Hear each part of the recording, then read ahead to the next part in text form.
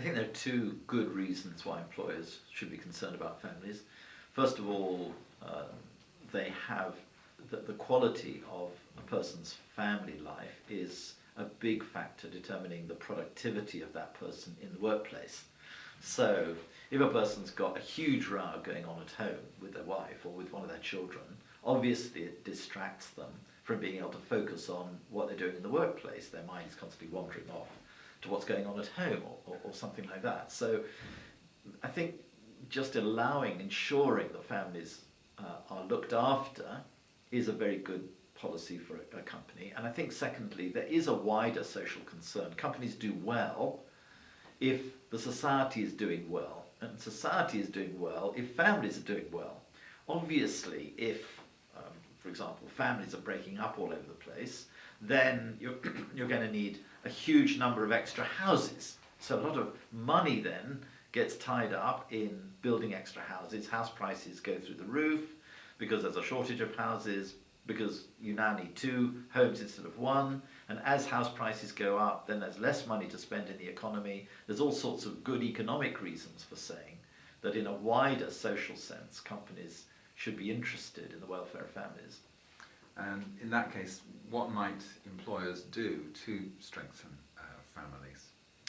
I think there are 2 or 3 main things that they can do. I mean, the most obvious and fundamental thing is ensuring that families can live together. That is, husbands and wives and children can live in a house.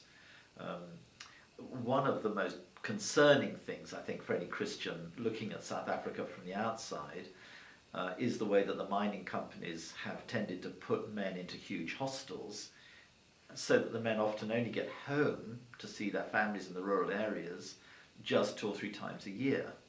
And that leads to all kinds of social problems, disease problems, and other things. And one can understand why the companies went down that route. They were worried simply about whether they could make a profit out of mining these minerals. But I think today, given the gold price and everything else, the argument for saying that you should have men in these hostels is not a strong one, to say the least, and one that is very concerning from a wider social perspective. I think the second thing, which is true not just for mining companies but for all companies, is just making sure that working hours are boundaried properly, and that people have enough time off, both in the evenings to be with their families, but also a proper weekly day off to rest and spend time with their families. Because if a person is working, as I've seen in Singapore and Hong Kong, for example, 70, 80 hours a week on an ongoing basis, they don't have time to develop the relationships that lead to marriage. They don't have time then to have children. They don't have time to develop the family as a community in a way that holds it together. And the other thing which is coming up increasingly is that as families have got scattered, companies can help provide the opportunity for them to live in one place. So in Britain, we have a situation where one of the big retailers is providing an opportunity for people to relocate close to their elderly parents, for example, so they can take care of them. So I think there are quite a lot of things companies can do. Now, perhaps a critic would say, well, hang on a sec, families can be a major problem, for example, with the whole issue of nepotism, which is a major problem in government and in some business settings. Surely over prioritizing family relationships can actually cause problems. Yes, I think there is an important distinction between whether money and assets and company property is a publicly owned good or whether it's a privately owned good. Obviously, if a company is owned by a family, then if they want to employ one of the children in the business, then that's quite in order. It's their the company belongs to them, the shares belong to them. They can use the company to support a family objective. I think that's perfectly in order and legitimate. If it's a public company or if it's government, then these assets are owned by the community, and then everybody in the community should have a fair chance to get the job. And it becomes unfair if a manager gives preference to one of his relatives over someone who's more competent, who's not a relative. So it is important to think about it in those terms, I think. Let's talk about public policy. What can governments do? Obviously, you can't legislate for people to have better relationships. So what can governments do to make a difference, to strengthen marriages or families? Again, I think government has many ways of intervening. I think they can encourage people, they can motivate people to give higher priority to families. So just think about the goals of education. Is the goal of education simply to encourage the child to do the best for their own personal development, or is the school going to encourage the child to do their best because that will help their family and help the wider community? So how you motivate a child at school will then determine how they think of themselves in the future. So helping children to think differently about what the purpose of education is something that government has control over to a significant degree.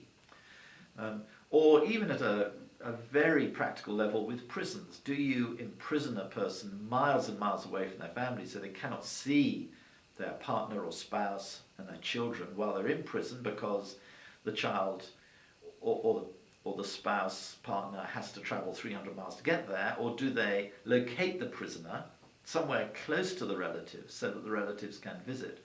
I mean, those are just some of a multitude of ways that government can make a difference.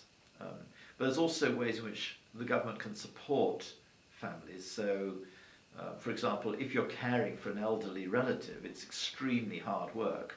And by providing respite care for the person who is the carer, so you put, let's say, an elderly or a person with a disability into a respite home, just say for 2 or 3 weeks, so that the carer can just take a break and have a holiday. That kind of support makes all the difference to the family being able to provide ongoing help and support. So I suppose the other ways that government can make a huge difference is by restricting and limiting the key factors that destroy families. And I think of 3 big ones. Debt, often coming out of the banks. Every time that people get into debt, it risks the family breaking up. Money, in that sense, debt is like a form of poison to families. So it can restrict the ability of the banks to lend to people who can't repay. In all sorts of ways they can do that. Secondly, they can restrict access to gambling, whether it's online gambling or gambling, retailing, or all sorts of ways that gambling comes to us. In different countries, it's all through different mechanisms. But as families gamble, then we know that at least 3% of families will tend to fall into severe debt, and then families break up. So how you control access to gambling, and also how you control access to drink, to alcohol. So whether you restrict it to people over 18, whether you restrict the number of bottles that a person can buy in one evening, whether you don't allow those retailers selling alcohol, pubs, supermarkets, to sell it after 10 o'clock in the evening, or whatever it may be, restricting access to alcohol, not totally, but in some way, is also very good for families generally. So those have been the major kinds of initiatives governments have taken.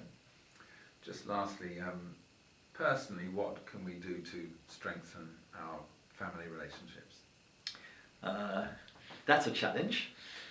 Firstly, just realise how important they are, and therefore give them priority in our time and attention. I think particularly men, and speaking for myself as well, it's very easy to take my wife, my children for granted, and not to give the priority of my time, to be so busy with my work that I neglect those relationships. I think that's absolutely first and central.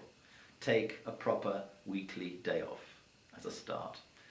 Then secondly, make sure, if you're married, that you're treating your spouse as an equal, giving them respect, giving them listening seriously to things that they're saying to you, that kind of thing. And then thirdly, perhaps concentrating on forgiveness and making sure that there are no things underneath the surface that are spoiling the relationship and which are not forgiven, and just bringing those on the table and seeking forgiveness. just in a few words, that's where I'd start.